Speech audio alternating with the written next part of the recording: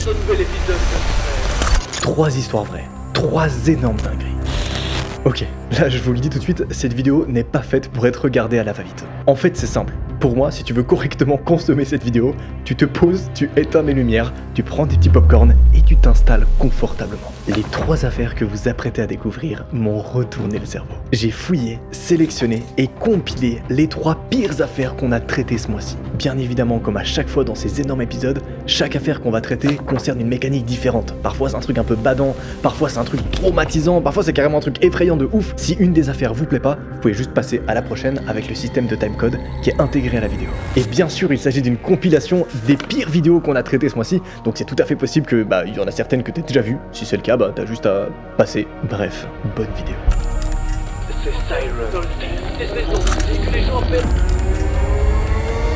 Elle pensait venir faire le ménage. Il l'attendait nue sur son lit.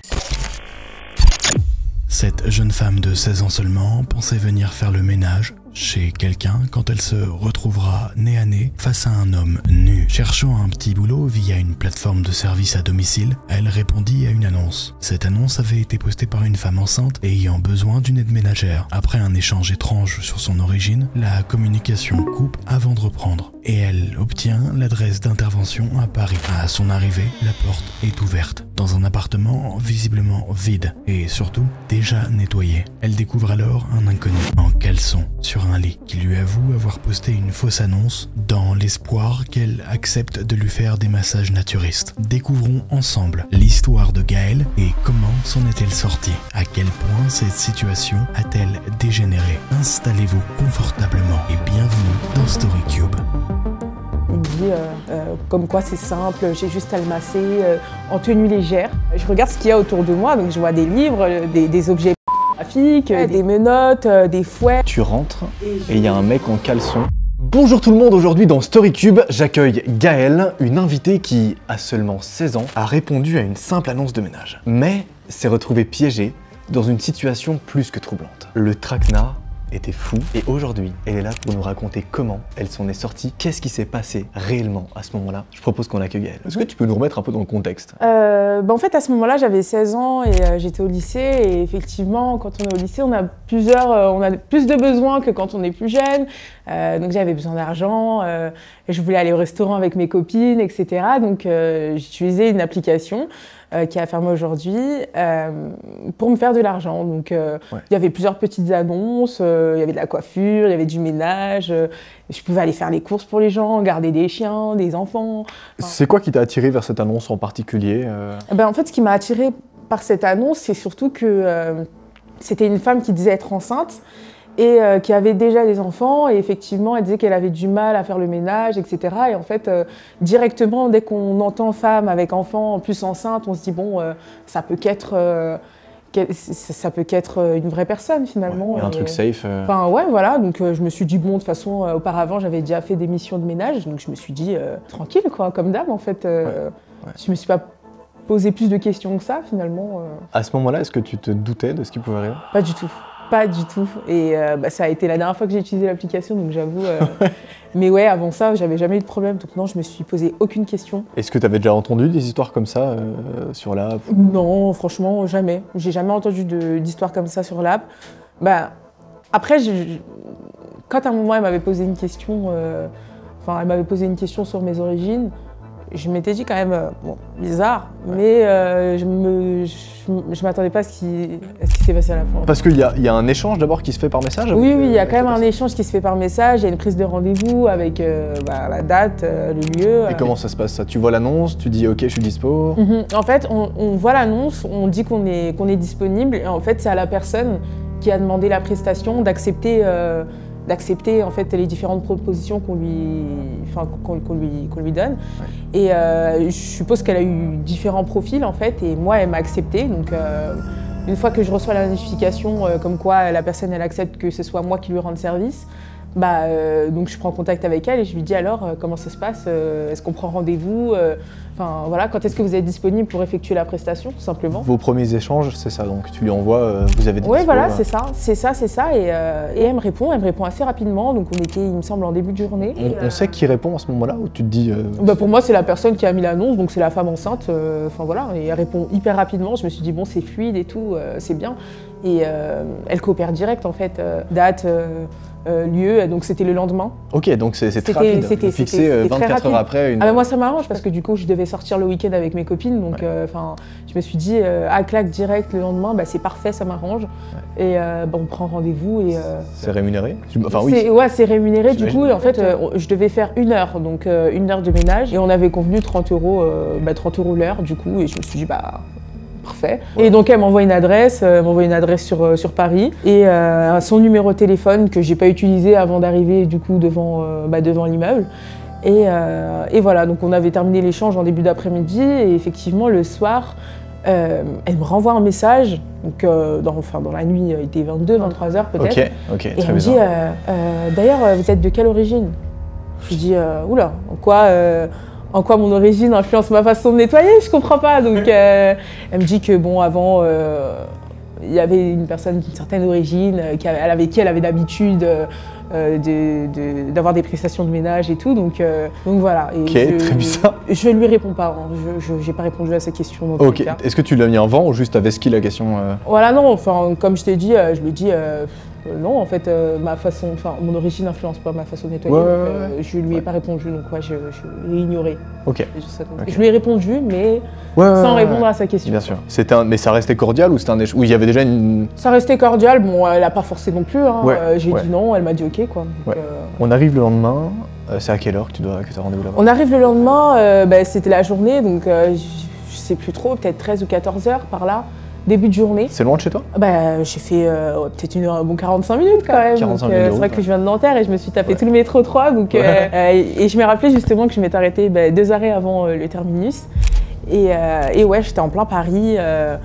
Et bon, après ça va, hein, avec les écouteurs. Ouais, bien sûr. Et ouais, 45 minutes après. Tu fais 45 minutes de route. Ouais, voilà, 40-45 minutes par là. T'arrives là-bas, est-ce que l'appartement de loin, il ressemble à... Déjà au début, j'étais grave perdue. Donc, j'avais appelé plusieurs fois sur le numéro, ça répondait pas directement. Et en fait... Parce qu'il t'a donné un numéro, c'est vrai? Oui, il m'a donné un numéro du coup la veille. Et elle m'a donné un numéro la veille. Quand j'arrive sur le lieu, en fait, je me retrouve au plein milieu de Paris, donc avec plein d'immeubles haussmanniens. Je regarde, je cherche, etc. Je me dis, oula, je suis perdue. Et après, je finis par retrouver mon chemin. Et arrivé en bas, c'est là que je rappelle. Et cette fois-ci, la personne elle décroche et en fait je me rends compte que c'est un homme qui répond. Et effectivement à ce moment-là je me dis mais elle a un mari ou un conjoint, pourquoi est-ce qu'elle demande dans ce cas-là une prestation? Après je me suis dit bon on n'est pas... doutes de rien, Voilà, on n'est pas dans la vie des gens, je me suis dit bon peut-être que voilà, donc je me suis dit allez. Et il me donne du coup l'interphone et l'étage et je monte, voilà. Au téléphone, ça se passe comment? Bonjour, je suis arrivée et puis il me dit ok, c'est tel étage, telle porte et puis c'est pas plus que ça. Tu décides donc de rentrer dans l'immeuble? Exactement, je rentre dans l'immeuble, donc je monte, etc. Et en fait quand j'arrive devant la porte, pas besoin de chercher parce que du coup, quand je regarde, je vois qu'il y a une porte qui est entrouverte, donc je suppose que c'est pour moi. Ok. Et quand j'arrive, je me pose toujours pas de questions. Je me dis que voilà, quand moi je suis chez moi et que j'attends quelqu'un, je me dis que ça m'arrive d'entrouvrir la porte, j'accueille pas forcément la personne à l'intérieur.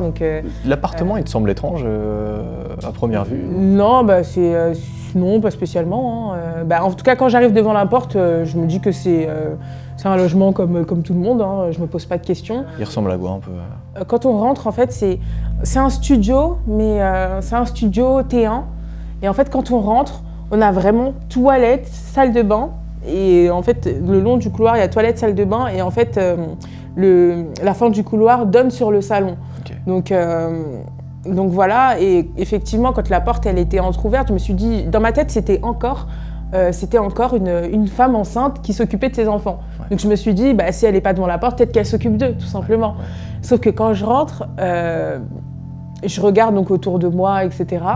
Je vois un porte-manteau avec un seul manteau, Ok. des chaussures au sol, des chaussures d'homme. En fait, je me rends compte que directement qu'il n'y a pas d'enfant ici, tout simplement. Ok. Et plus j'avance en fait dans le couloir, plus j'arrive au niveau de la salle de bain. Et en fait, la salle de bain, elle sent le propre. On sent qu'elle a été nettoyée de fond en comble en fait avant que j'arrive, tout simplement. Donc Ouais. je regarde et je comprends en fait. Je commence à comprendre que je suis dans quel genre de.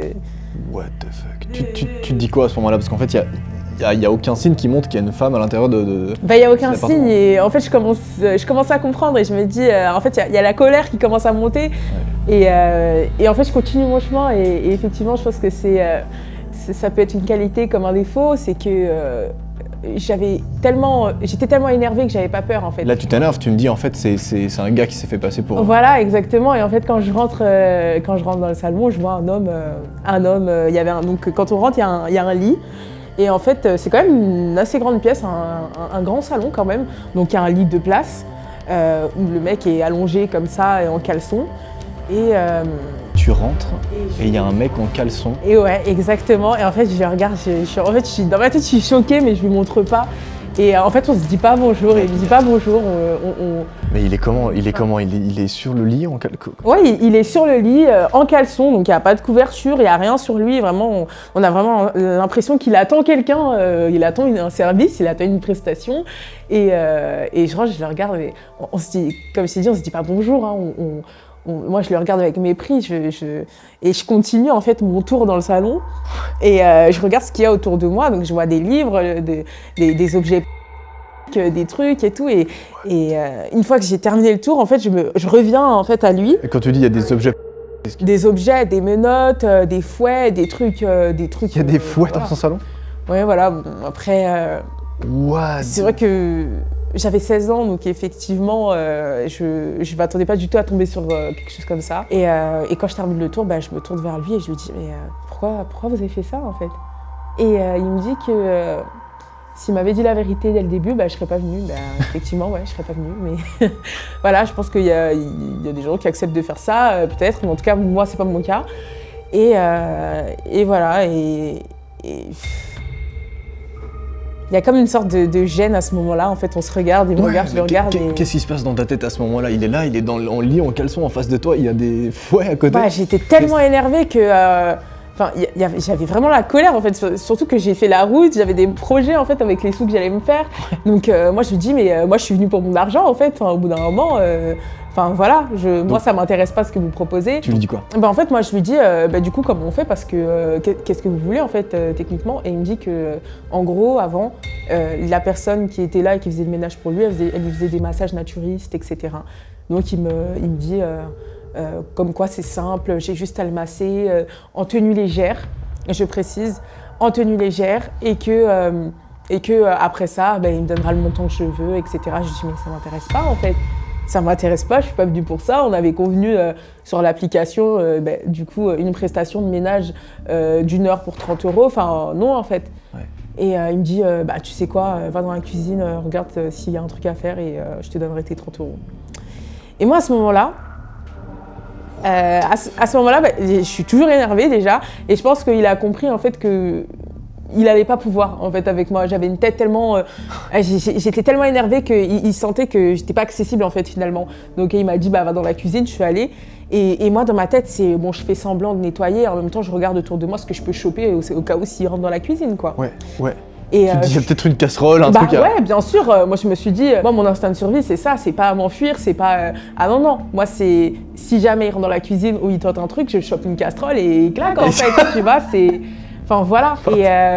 Et donc, je suis pas restée longtemps. Hein. Je suis restée peut-être 5-6 minutes. Et je ressors, je lui dis, c'est bon, c'est terminé. Mais la cuisine, elle était propre. Enfin, au bout d'un moment, voilà, tout ce que j'ai fait, c'est qu'il avait. C'était une gazinière et en fait il a mis de l'aluminium autour de chaque plaque. Ouais. Donc j'ai soulevé, j'ai fait genre et tout, je passe une éponge et tout, et après je suis ressortie, j'ai dit j'ai terminé. Et il s'est pas déplacé, il était toujours au même endroit, il s'est pas levé. Attends, c'est fou, tu sors de la cuisine, t'es là, t'es dans le salon, le gars il est toujours assis en calbar sur son il est allongé, il est toujours positionné de la même manière. Et il avait une espèce de petite commode à côté de lui et il sort les sous, il me dit tiens, et voilà ton argent. Et je lui dis merci.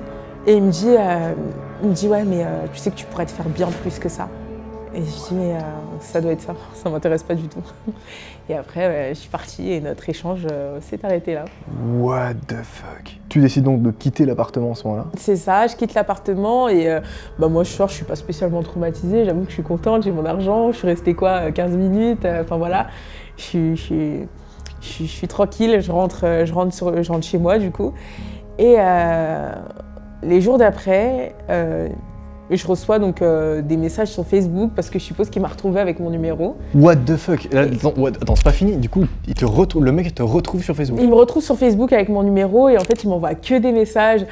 Salut mon rêve, s'il te plaît, 1 heure, 100 €. Est-ce que ça te dérange pas si tu peux lire les messages un par un et on peut voir un peu l'historique des messages qu'il t'a envoyés ou pas pour ça? Bah ouais, franchement. Si ça te dérange pas, bien sûr. Bah bien sûr, ça me dérange pas du tout. C'est des potins, moi je veux trop savoir. Attends. Et du coup, je les ai pas supprimés parce que c'est vrai que je me suis dit, on sait jamais si ça peut me servir. Donc voilà, je les ai laissés les messages. Qu'est-ce qui t'envoie en premier sur Facebook? Le premier message qu'il m'envoie, du coup, c'est en novembre 2019. C'est combien de temps après la prestation qu'il t'écrit C'était vraiment quelques jours après, donc il m'envoie... Et oui, effectivement, comme c'est quelques jours après, moi directement, j'ai capté que c'était lui. De toute façon, après, dans les messages, il me dit « ouais, excuse-moi », enfin, il s'excuse, et enfin, bref. Et le premier message qu'il m'envoie, c'est « waouh, mademoiselle, s'il te plaît, baise avec moi, pour 10 minutes, 100 €. J'ai jamais vu une fille si sexy, excitante comme toi, je kiffe. » Voilà. Ça, c'est le premier message qu'il t'envoie sur Facebook. C'est le premier message qu'il m'envoie. Il envoie quoi? Et il t'appelle mademoiselle? Ouais, il m'appelle mademoiselle. Et il a quel âge ce mec? Moi, je pense qu'il avait à peu près dans la trentaine, je dirais entre 30 et 35 ans à ce moment-là. Donc là, bon, t'avais 16 ans, Moi, j'en avais 16. Et il m'a jamais demandé mon âge, mais ça se voyait en fait. Ouais. À ma façon de parler et aussi physiquement, ma tête et tout, ça se voyait que j'étais mineure en fait. Ouais. Et en fait, je pense que ça l'intéressait pas, il m'a jamais posé la question, donc bon, voilà.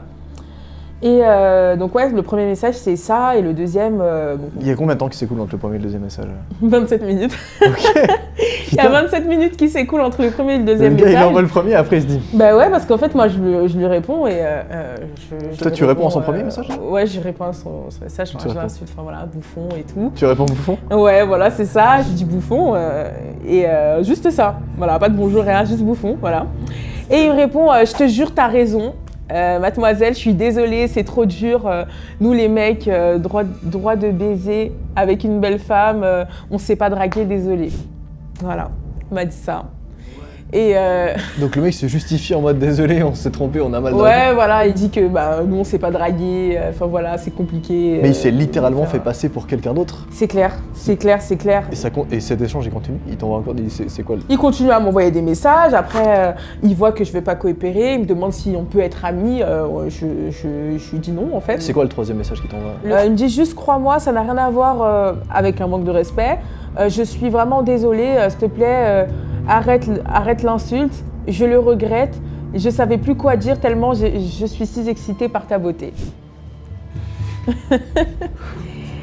Même 10 fois, je l'accepte, je suis pas un mec méchant, ni profiter de femmes. Voilà, je suis comme ça, je baisse, je donne ce qu'elle veut, c'est tout. Il m'a dit ça. C'est dingue. Ouais.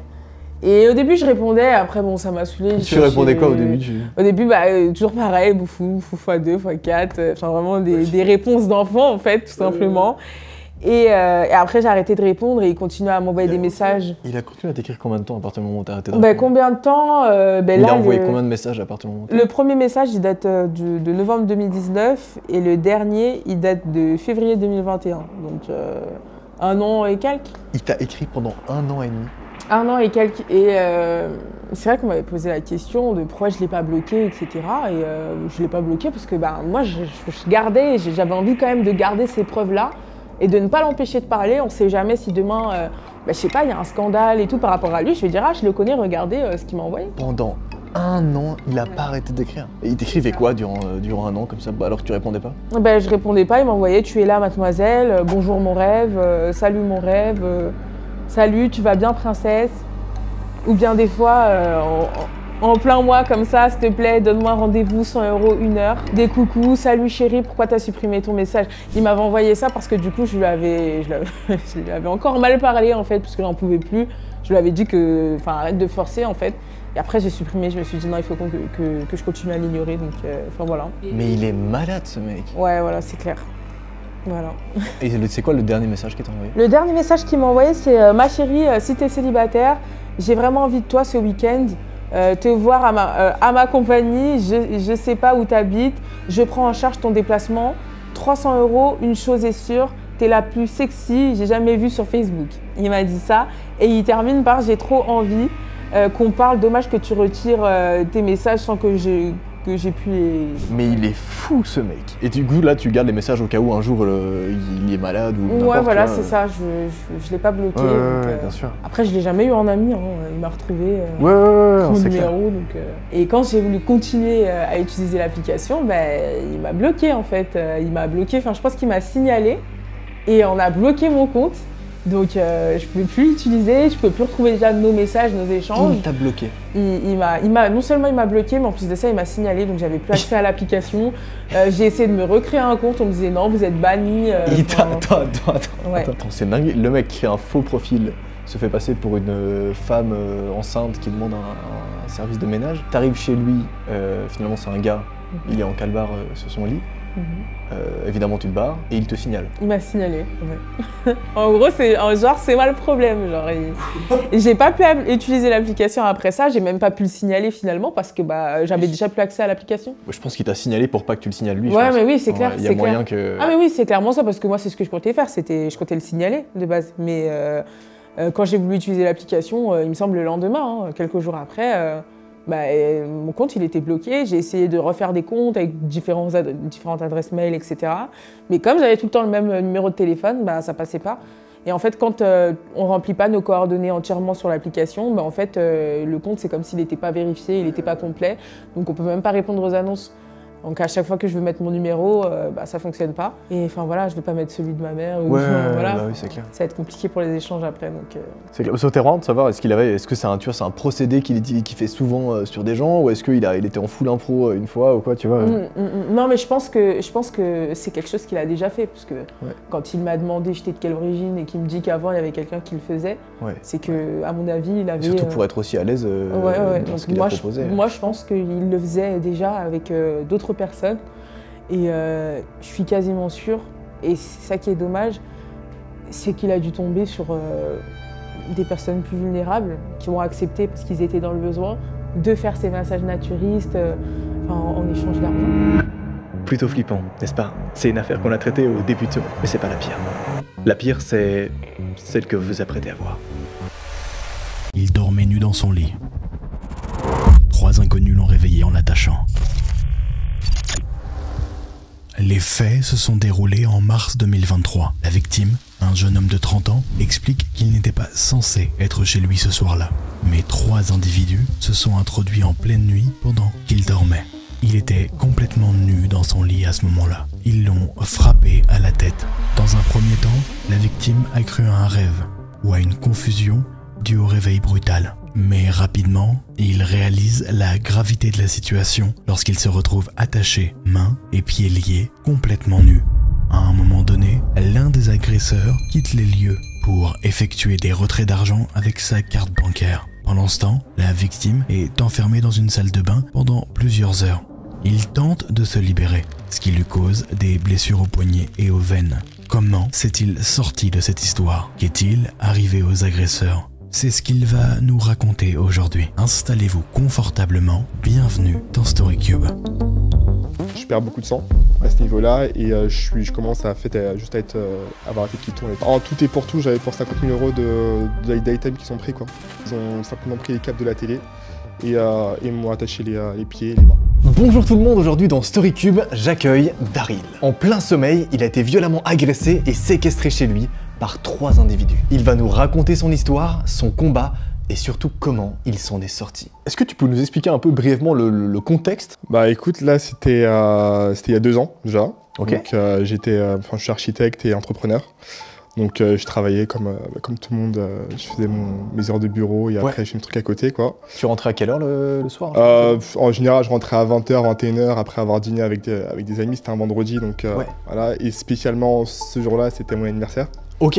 Enfin c'était le week-end de mon anniversaire que j'avais reporté du coup et donc... Ok, ouais. Donc voilà, je me trouvais là quoi. Tu vivais une vie complètement normale, quoi, Ouais. finalement. Ouais. Sans trop je sais pas, t'avais pas forcément d'ennemis, de trucs, de... Non, personne n'était jamais venu chez moi parce que c'était une maison que je venais de finir de rénover, Ok, pour le coup. ok. Je venais déjà habiter, de m'y installer. C'était situé un peu dans une ville, dans la campagne, c'était quoi comme... Je suis dans une ville assez calme, Ok, pour le coup, ouais. ça marche. Ouais. Donc, sur un lieu où il y a beaucoup de passages ou pas forcément Pas du tout, en fait, le pire c'est que ma maison elle est en deuxième position. Ok. Du coup j'ai une maison qui me cache devant, Ouais. j'ai une maison sur le côté. Ouais. En fait on voit une maison de la rue quoi. Ouais, ok. Donc Donc, c'est ça c'est ce qui est perturbant au final, Ok. même encore aujourd'hui. t'avais déjà eu des craintes en matière de sécurité chez toi ou... Jamais. Je suis clairement le mec qui laisse la porte ouverte, Ouais, ouais. peu importe où il part, où il va, non. C'était en France d'ailleurs Ouais, c'est en France, ouais. C'était en France, ouais. Donc tu t'y attendais pas. Pas du tout. Ouais, pas du tout. Vraiment pas. T'étais pas préparé non plus, est-ce qu'il y avait des caméras de surveillance ou une alarme ou...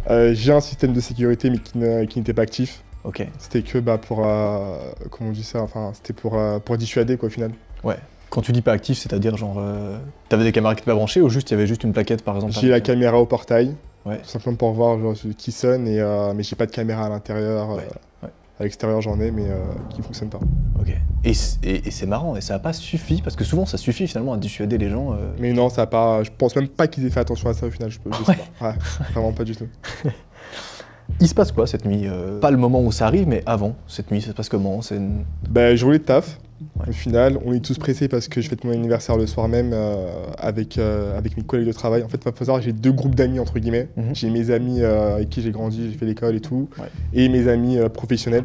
Donc c'est avec eux que ce soir-là, je suis censé fêter mon anniversaire, faire un dîner au Verdé. Je sais pas si tu connais ce restaurant sur Paris. Ok. Et au final, dans l'après-midi, j'annule, trop fatigué, et je leur dis on fait ça le week-end prochain.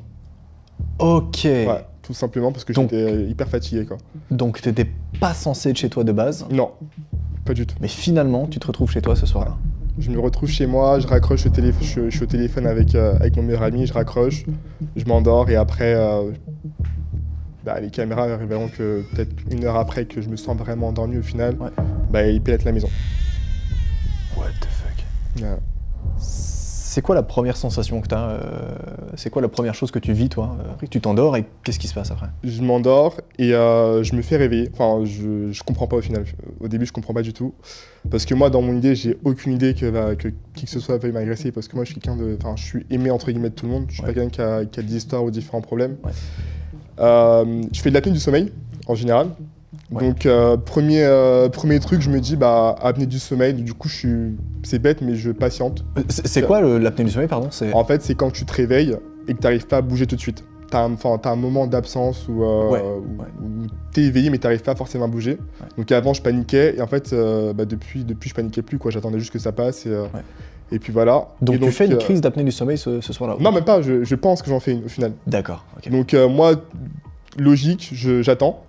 Ouais. Et en fait j'attends un peu trop parce que je me dis que en fait c'est pas normal ce qui se passe. Avant que tu réalises un peu ce qui se passe, c'est quoi les sensations du coup que tu as? T'es en train de dormir et tout d'un coup t'as... En fait j'ai un choc à l'arrière de la tête. Moi je dors sur le ventre du coup, donc choc à l'arrière de la tête et j'ai l'oreiller sur la tête tout simplement. Ouais. Enfin je sais que j'ai l'oreiller sur la tête par la suite. Mais j'attends en fait au moment où je sens que j'arrive plus vraiment entre guillemets à respirer ou que ça devient compliqué et bizarre. Je réalise qu'en fait il y a un truc de paranormal qui se passe et que c'est pas de l'apnée du sommeil tout simplement. Et là je commence à m'éveiller un petit peu et à entendre des voix. Et où on me dit en gros, on me demande de répondre. Un conseiller me demande est-ce que je vais bien. Alors là c'est une question que j'ai jamais compris parce qu'en fait ils me font du mal entre guillemets, mais on me demande si je vais bien. Ouais. Donc t'es là, t'es au milieu de la nuit, ouais, tu te réveilles, ouais. t'as une douleur à la tête, Ouais. et t'entends des voix. C'est ça, j'entends une voix au final, au premier abord, parce que ma chambre moi, se trouve à l'étage. Ouais. Et comme je vivais tout seul dans cette maison, j'avais décidé que l'étage en fait était c'était juste ma chambre, la salle de bain, dressing, tout ça. Et en fait, je me rends compte que la personne en fait est au-dessus de moi. Et du coup, j'ai les mains qui sont prises et la tête dans le matelas. Et la personne qui parle, au final, je me dis, est-ce que c'est peut-être pas des potes qui viennent faire une surprise? Ouais. Tout con parce que j'ai des types de potes, mais je me dis non en fait personne sait où j'habite parce que je n'ai pas encore, j'ai ni fait de crémaillère, j'ai pas encore fait tout ça quoi, donc je comprends pas trop. En fait je cherche des raisons parce que la personne elle est pas si méchante que ça au final. Ouais. Et après, c'est après que ça devient un peu, quand je comprends, j'essaie de me débattre, ça devient un peu plus compliqué. Mais donc, Et donc t'es là, il y a quelqu'un derrière toi, ouais, sur toi, dans le lit. ouais, c'est ça. Et en fait, je tourne la tête sur le côté, et en fait, j'ai la lumière, je me rends compte que j'ai la lumière, le flash, une lampe torche, parce que c'est vraiment, qui est au-dessus de moi, donc en fait, je vois rien du tout au final. Et je vois juste une personne, une silhouette, quelque chose qui se débat un peu avec moi au final. J'arrête de me battre. Et il fait quoi? Il tient tes mains derrière? Ouais, parce qu'en fait, j'ai appris aussi par la suite qu'ils avaient, vu que j'étais pas censé être là ce soir-là, ils avaient rien pour m'attacher. Ok. Voilà, donc en fait, ils ont simplement pris les câbles de la télé et m'ont attaché les pieds et les mains.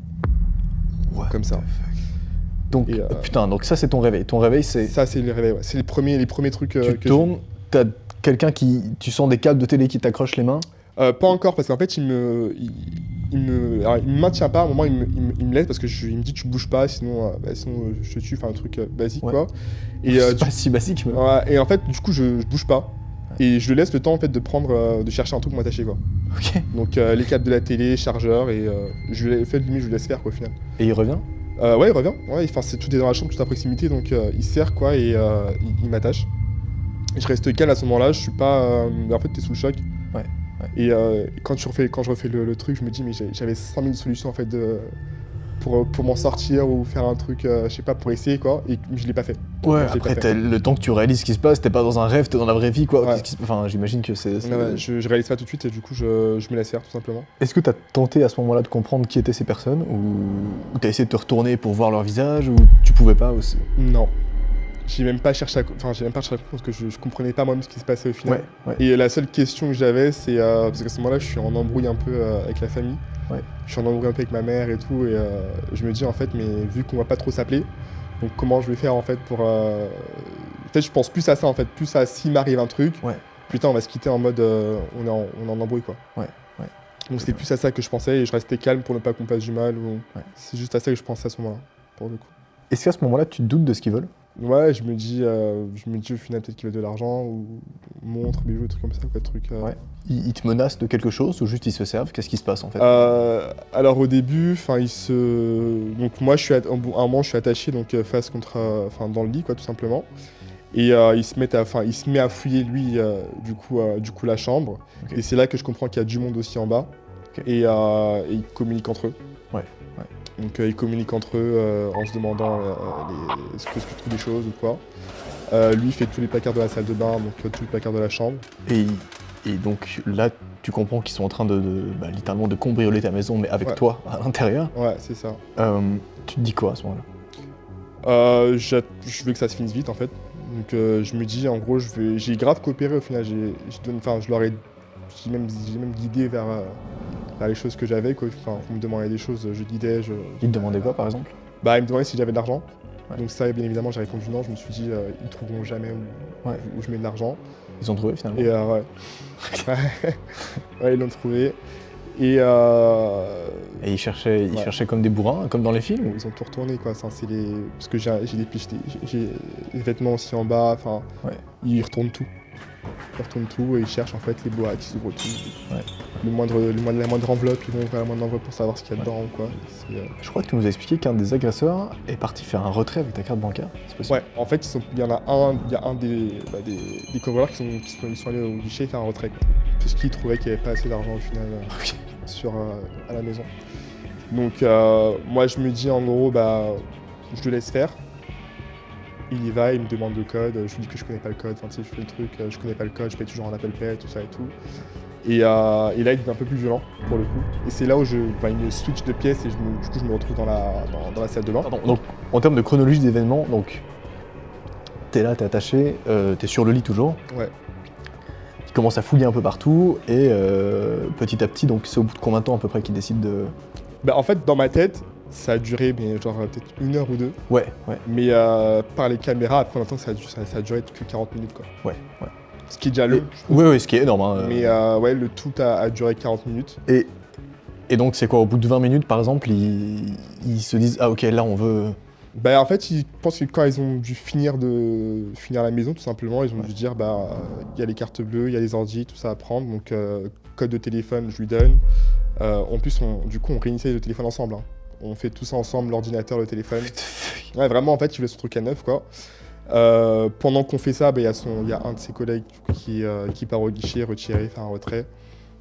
Et ça se passe comme ça, quoi. Et il te change d'endroit, tu m'as dit?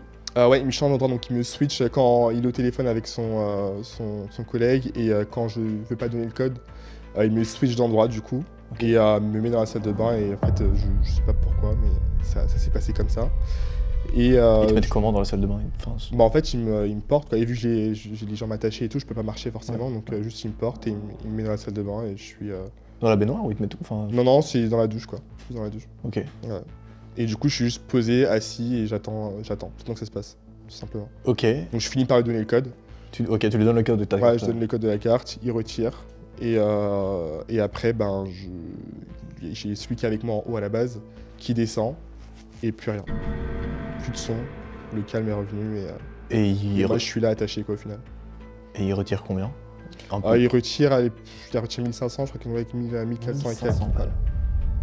Après, c'était ce qu'il y avait sur le compte courant, quoi. What the fuck? Ouais. Tu me dis qu'ils ont pris des montres, ils ont pris des objets, on sait un peu... Est-ce qu'ils ont pris d'autres trucs? C'est quoi un peu... Non, ça a été tout ce qui est vêtements, montres. En tout et pour tout, j'avais pour 50 000 € d'items qui sont pris, quoi. Tout ce pour qui est, 50 000 € d'objets. J'avais reçu aussi des cadeaux du coup de mes potes d'anniversaire, tout ça et tout. Et en fait, ils sont tout pris, quoi. Putain. Est-ce qu'il y a eu d'autres violences?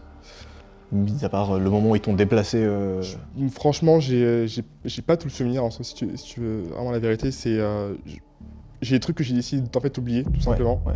Mais non, j'ai eu des peurs, des craintes. La violence mentale, elle est là. Ouais. Après, t'as plein de choses que tu oublies.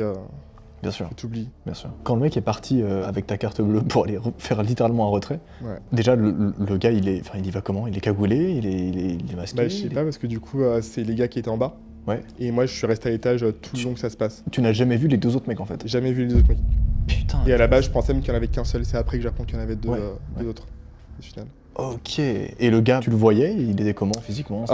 Cagoulé. Donc je voyais rien, je voyais juste qu'il y avait des cheveux qui dépassaient.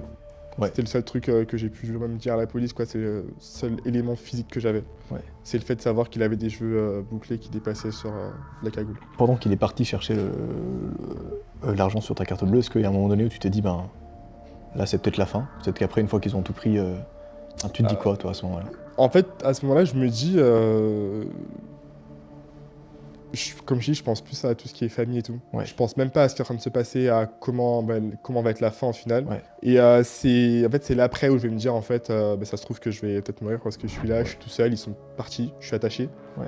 Et j'arrive vraiment pas à bouger, quoi. J'essaie de me détacher et je me fais du mal, en fait, consciemment tout seul. Donc je m'ouvre, en fait, j'ai ces cicatrices-là, je m'ouvre avec les câbles. Et... je perds beaucoup de sang à ce niveau-là et je commence à avoir la tête qui tourne et tout et je me dis mais en fait merde pourquoi j'ai fait ça. C'est là où je me dis que en gros peut-être que ça peut se finir comme ça au final. Ouais. Parce qu'en fait littéralement ils t'ont laissé seul en sortant avec ta tenue de quand tu dors. Ouais, j'étais nu pour te dire parce que je dors. Ok. Ouais. Ils t'ont laissé seul nu dans la salle de bain. Ouais, à l'étage. À l'étage et ils sont partis. Et je précise l'étage parce qu'après, moi, quand j'ai essayé de descendre, c'est que je descends, mais j'ai les pieds attachés, les mains attachées. Ouais. Et en fait, je me fais énormément mal aussi dans l'escalier, quoi, au final. Ouais. Donc, tu restes combien de temps dans la salle de bain en haut? Alors, j'ai pas le temps exact pour te dire, mais en fait, le tout est pour tout, ça a duré 6h30, 7h. Ok. Parce qu'ils sont rentrés à 2h quelque chose, et la police est intervenue à 8h du matin. Peut-être juste pour que les gens visualisent, t'as les mains de devant ou t'as les mains de derrière? J'ai les mains derrière. T'as les mains de derrière, ok, carrément. J'ai les mains à l'arrière. T'es là, t'es dans la salle de bain, comment t'arrives à t'en sortir finalement? Quand ils partent, en fait, je me dis, je reste hyper calme, hyper silencieux, je stresse même pas parce que je me dis peut-être qu'ils vont revenir. Ouais. Donc je suis juste là à attendre. Ouais. J'ai un moment où j'attends en fait, où je fais vraiment rien, j'attends. Et le moment où je décide, en fait, je me dis que ça fait un petit bout de temps que je suis là, ils sont pas revenus, c'est peut-être fini en fait au final. Ouais. Et c'est là où j'essaie de me détacher, de me déplacer un petit peu dans la pièce et tout. Mais il faut savoir que moi je suis quelqu'un où chez moi il y a rien qui dépasse. Ouais. Donc j'ai rien quoi. J'ai vraiment rien qui dépasse et tout est rangé. Ouais. Donc je peux même pas avoir accès à, je sais pas, un ciseau ou un truc comme ça. Ouais, bah oui, bien sûr, parce qu'en fait, Ouais. tu...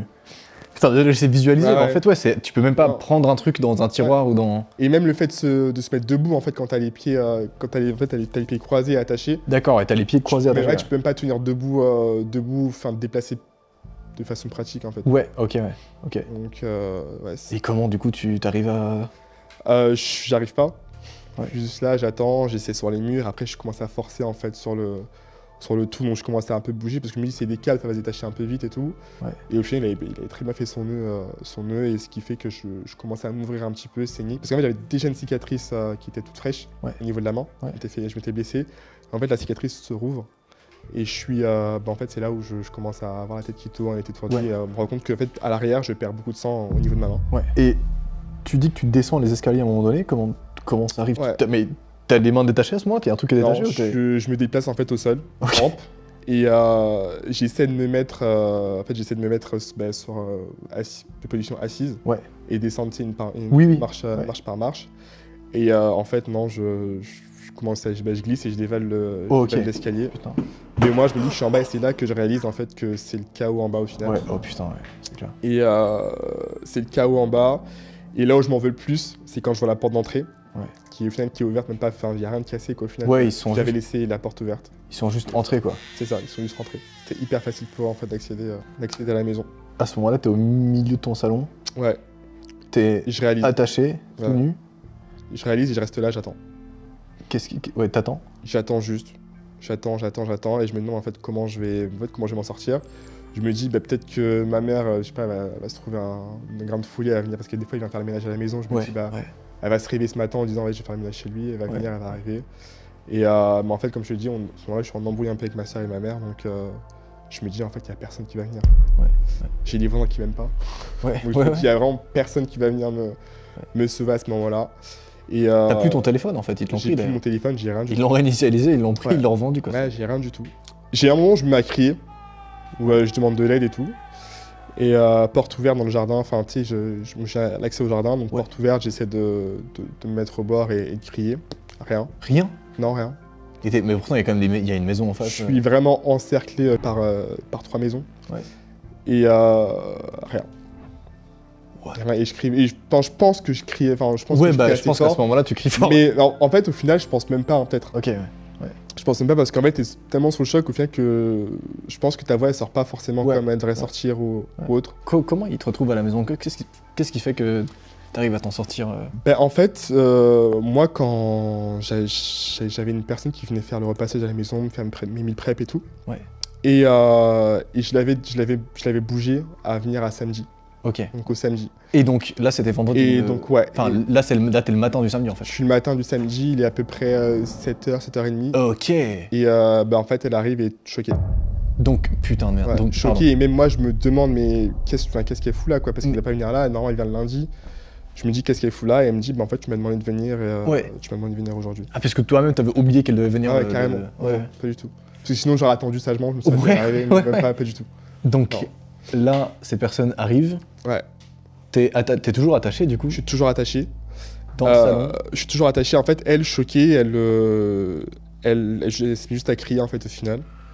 Et je crois qu'il y a au moins 10 minutes où elle est tétanisée, où elle me détache même pas, au final. Ok. Ouais. Ouais. Donc je reste encore 10 minutes de plus, mais même moi, je parle pas, au final, quand je la vois. ouais. Je reste comme ça, bouche bée, et elle en train de paniquer. Ouais. Donc au final, elle appelle la police. Et la police leur dit de pas me détacher. Donc Ok. je devais rester en fait, parce que sinon elle allait avoir ses empreintes sur les câbles et autres. Donc ils mettent, je crois, peut-être une demi-heure, une heure à arriver. Ok. Je reste toujours attaché du coup. Et même eux, au final, quand ils arrivent, ils me disent qu'ils peuvent même pas me détacher. Ok. Qu'ils sont obligés d'attendre, je crois que c'était l'OPJ ou quelque chose de dessus. Et au final, je reste encore attaché peut-être 1h30 de plus, 2 heures. What the fuck? Ouais. J'ai été détaché, je crois, vers 11h. Et ils t'apportent au moins à boire, de l'eau, ils font un truc. On m'apporte quand à même boire, une prise en on charge. m'habille aussi. Enfin, elle m'habille. Ouais. Elle me porte, enfin, elle me prend de quoi me couvrir. Et après, ouais, ça se passe comme ça. J'aimerais juste que tu reviennes un peu sur le moment, enfin si c'est ok pour toi bien sûr, sur le moment où tu vois quelqu'un chez toi arriver enfin. Ouais. Tu te sens comment à ce moment-là? T'es délivré, t'es en mode... Je suis silencieux parce que j'ai peur au début, parce que je sais pas que c'est elle qui vient. Ouais. J'entends le portail et je me demande, putain, peut-être qu'il revient. En fait, peut-être qu'il revient me détacher parce qu'en fait, comme il était. Tu sais, il avait cette veille un peu d'être entre guillemets agressif. Ouais. Mais même s'il a été agressif, tu sais, il demandait souvent est-ce que ça va ou des choses comme ça. Et je me dis peut-être que prise de conscience, je suis tellement naïf, moi, comme garçon. Donc prise de conscience, peut-être qu'il revient juste me détacher et il se barre en courant, je sais pas. Ouais. Et en fait, non, je la vois elle venir arriver. Et tu te sens comment du coup dès que tu la vois elle Franchement, j'ai plus du tout d'émotion. J'ai même pas d'émotion à ce moment-là. Ouais. Moi, dans ma tête, je suis parti. Enfin, je suis même plus, je Ouais, suis plus là, quoi. Bien sûr, bien sûr. Pareil quand les flics du coup arrivent. T'es Je en parle mode, pas. Ok. Je parle pas. J'ai rien qui sort. J'ai aucune émotion qui sort. Je raconte même pas ce qui s'est passé tout de suite au final. Ouais. C'est eux qui essaient de comprendre. Tu dis qu'il y a un petit interrogatoire qui s'opère ou un grand interrogatoire qui s'opère. Mm. Ça se passe comment un interrogatoire comme ça quand on se fait cambrioler Donc du coup, moi, je suis toujours attaché. C'est quoi la prise en charge en fait voilà. Ouais, je suis toujours attaché. On me demande ce qui se passe, mais moi, je réponds pas vraiment. J'ai juste, je sais pas je comprends pas, je sais pas. Il y a des gens qui sont rentrés et c'est tout. Donc après, on me met dans la voiture de police. On te détache à ce moment-là quand même. Non, je suis attaché parce que la police municipale ne peuvent pas me détacher. Ok. À ce moment-là, donc, je reste en fait dans leur voiture, mais je reste toujours attaché. Okay. Ils m'ont détaché juste les pieds, mais pas les mains. Okay. Donc du coup, je suis dans la voiture, je suis dans l'attente de voir ce qui va se passer. On me prend en photo. Là encore, j'ai tous les voisins qui sortent parce qu'il y a moins d'une dizaine de voitures de police, pompiers, tout ça dans la maison. Ils comprennent pas ce qui se passe. Et j'essaie d'appeler ma mère, mais qui répond pas. Okay. Parce qu'en fait, j'apprends par la suite que j'avais même pas le bon numéro. En fait, j'avais oublié le numéro. Donc en fait, c'est une personne qu'on appelait, mais qui répondait pas tout simplement. Qui répondait pas à l'appel parce qu'elle connaissait pas le numéro. Et eux sont à l'intérieur de la maison, font un peu le tour, relevé d'empreintes, tout ça. J'ai l'OPJ qui arrive et qui me dit qu'en fait. L'OPJ, c'est officier de police judiciaire, je crois. Ouais, ok. Et qui me dit, qui m'explique que ce qui s'est passé, c'est pas du tout normal, c'est pas anodin, et que ça va prendre beaucoup de temps et qu'il faudra que je sois patient. Ouais. Donc à ce moment-là, je me dis, j'attends juste et. Est-ce qu'il te pose des questions quand même ou non, pas tout de suite, parce qu'en fait, je suis sous le choc et je parle même pas. Même mon prénom, je leur donne pas, ils savent pas qui je suis encore et tout. Ils le voient à la boîte aux lettres. Ouais. Mais quand ils me posent des questions basiques, je leur dis, je sais pas, je sais pas. Ouais. Je suis dans mes pensées en fait. Ouais. Peut-être juste sur les attaches, il y a un moment donné où on détache quand même sur. Ouais, on me détache avant de quitter du coup le lieu avant de quitter chez moi. On me dit qu'on peut me détacher maintenant, donc on me détache. L'OPJ récupère un peu tout ce qui est pièces et tout ça. Ouais. Et du coup, je suis emmené au commissariat et je crois que j'attends pas mal de temps. Et je vois une psychiatre.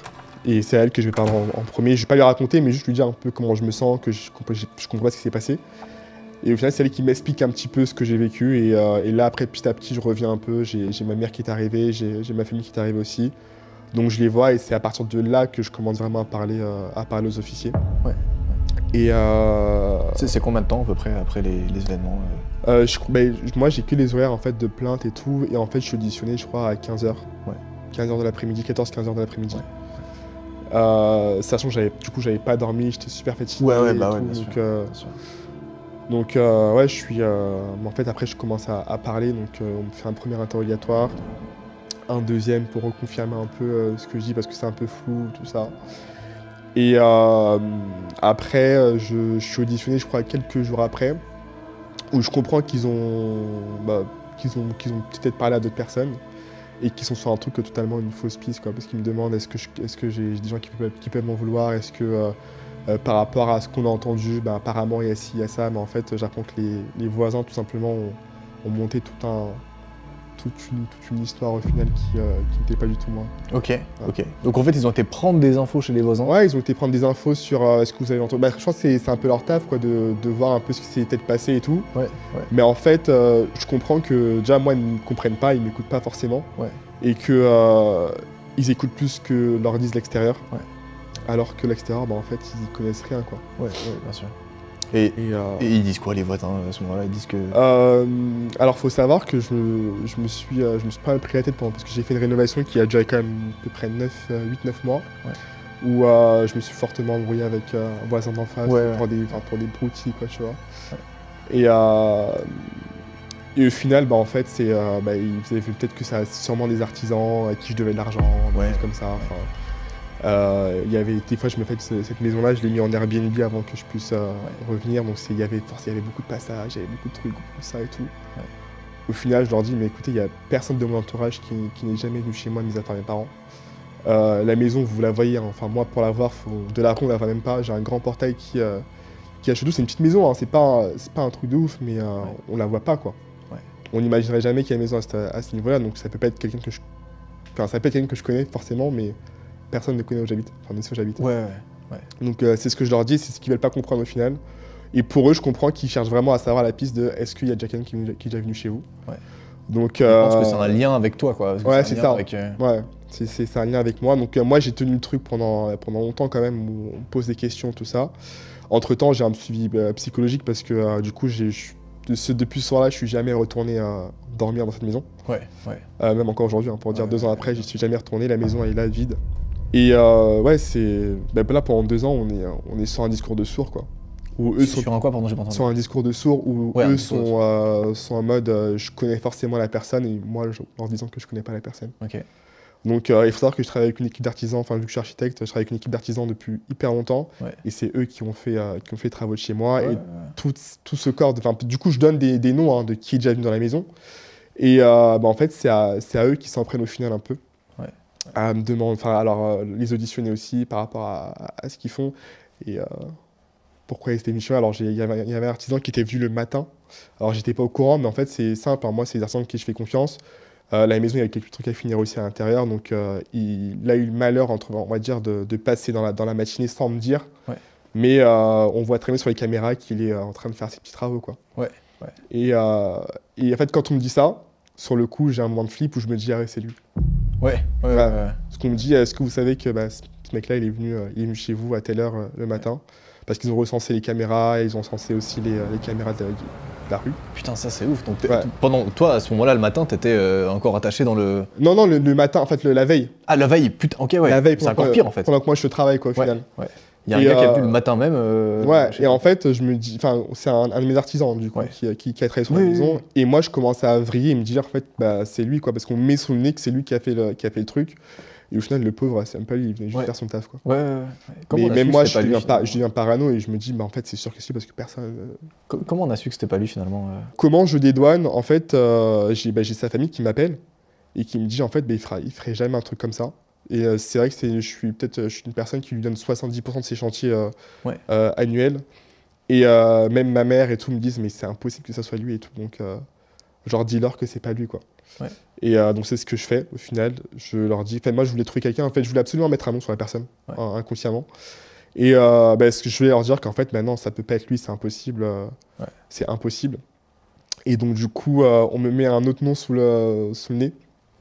Faut savoir qu'à ce moment-là au travail je suis dans un bureau d'archi et je suis commercial en même temps parce que je vends des projets. Et je suis un peu en compétition avec une personne de la boîte où on est les deux meilleurs, où on est, c'est nous en fait, on rapporte un peu le chiffre, on soulève un peu la boîte. Et c'est vrai qu'il y a une grosse jalousie venant de sa part envers moi. Et ça, c'est quelque chose que j'ai dit en fait. Quand j'ai donné 2 noms, j'ai donné un nom, je me suis dit, il y a peut-être que lui en fait qui peut peut-être m'en vouloir et qui sait que souvent, en fait, on est souvent des fois payé en espèces aussi, donc qui peut savoir que j'ai du cash à la maison ou autre. Qui sait qu'il me voit arriver tous les matins, on est tous bien habillés, on a tous, on se complimente tous et tout. Donc je me dis, cette personne-là au final m'avait déjà fait une crasse avant. Donc je me dis, ah ouais, peut-être que c'est lui. Il avait fait quoi avant C'était un truc de jalousie au taf, c'est volé de quelques projets, des choses comme ça, quoi. Et donc là, tu dénonces potentiellement quelqu'un c'est ça. Au flic. Je dénonce potentiellement quelqu'un, du coup je donne ses infos, adresse, numéro, tout ça et tout. Et c'est une personne qui était déjà venue chez moi, une des personnes qui était déjà venue chez moi, et à qui j'avais déjà donné de l'argent aussi. Donc il savait en fait où je mettais l'argent parce que je l'avais donné naïvement. Et en fait c'est des trucs qui reviennent après, parce que du moment où ça se passe, du moment où on me dit que c'est peut-être quelqu'un que je connais, je recense tout en fait dans ma tête. Oui, bien sûr. Je ressens toutes les actions que j'ai faites. Et du coup, je donne ces infos-là à la police et pour eux, pas de doute, c'est lui, donc ils mènent les recherches et tout. Et en fait, ça a donné sur... C'était une personne qui me stalkait de ouf sur les réseaux. Parce qu'en fait, il recense par rapport aux données mobiles. Donc cette personne-là, ouais. Finalement, il s'est avéré qu'elle te stalkait sur les réseaux. Ouais, c'est ça. Me stalkait sur les réseaux. Et après, on le voyait aussi souvent passer par chez moi, mais enfin, sur les caméras, ils ont remonté sur quelques semaines. Mais en fait, il habite pas très loin non plus, donc c'est pas tangible, en fait, on va dire à ce niveau-là. Et en fait, j'expose le truc à mon boss, du coup. Ouais. Je lui dis, bah écoute, je l'appelle, je lui dis, écoute, je pense que ça peut être lui qui m'a fait ça. Et il me dit non, c'est impossible. Enfin, il me dit c'est pas possible et tout. Ouais, en mode c'est pas possible quoi. On se fait pas ça entre collègues, même si on se fait des petites crasses entre collègues, on reste comme une équipe soudée. Et en fait, je me dis en fait, mais ça peut carrément être lui.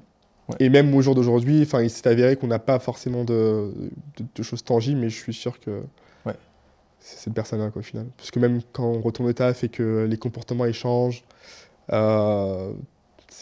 Moi, je suis persuadé, je lui ai dit, en face, cash et tout. Et il a dit quoi quand tu lui as dit? Bah non, il se défend, quoi. Ouais. Mais au jour d'aujourd'hui, je suis plus dans cette boîte, j'ai abandonné. Et ouais, je pense que c'est lui, tout simplement. Putain, c'est ouf. J'en suis quasi sûr. Et ils ont jamais retrouvé... J'ai abandonné au final. Ouais. Parce que là, on est parti comme sur 2 ans de recherche, de procès. Entre-temps, moi, j'ai déménagé à l'étranger. Je suis parti en Australie. Et du coup, je suis revenu peut-être 2 fois sur Paris pour justement des audiences et tout ça. Au final, je vois que ça mène à rien.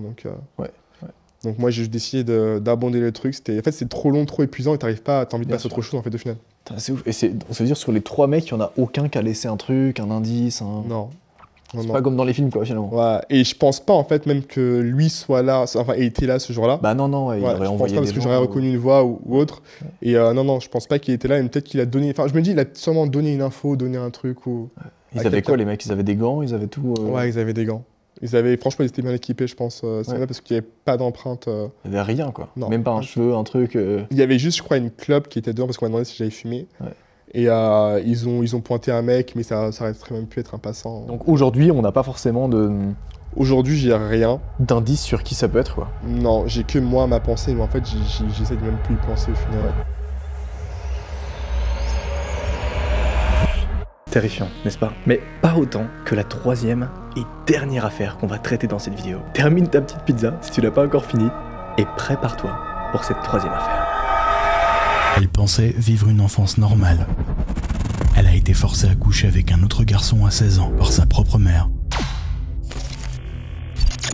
16h43, dans un quartier délabré de la périphérie. Les murs sont sales, les fenêtres brisées, l'air est lourd, c'est moisissure et de désespoir. Dans cette atmosphère étouffante, une adolescente tente d'exister. Depuis toujours, elle survit au milieu des cris, des coups et des regards qui fuient. À 16 ans, alors qu'elle espérait encore pouvoir s'échapper, la trahison vient de là où elle s'y attendait le moins. Sous la pression de sa propre mère, elle est poussée à franchir une limite irréparable, coucher avec un autre garçon malgré elle. À 16 ans, elle devient mère, pas par amour, pas par choix, mais parce qu'elle n'avait plus la possibilité de dire non. Mais cette fois, elle refuse de disparaître. En silence, elle rassemble des traces, des mots, des preuves. Elle veut comprendre, elle veut se battre, elle veut dévoiler ce que tout le monde s'efforce d'enterrer. Quel secret sa famille cachait-elle derrière ces murs sales? Comment a-t-elle réussi à réunir les pièces de ce puzzle macabre sans alerter ceux qui la surveillaient? Qui savait ce qu'elle vivait sans jamais rien dire? Et aujourd'hui, comment affronte-t-elle seule les fantômes de son passé? Vous saurez tout.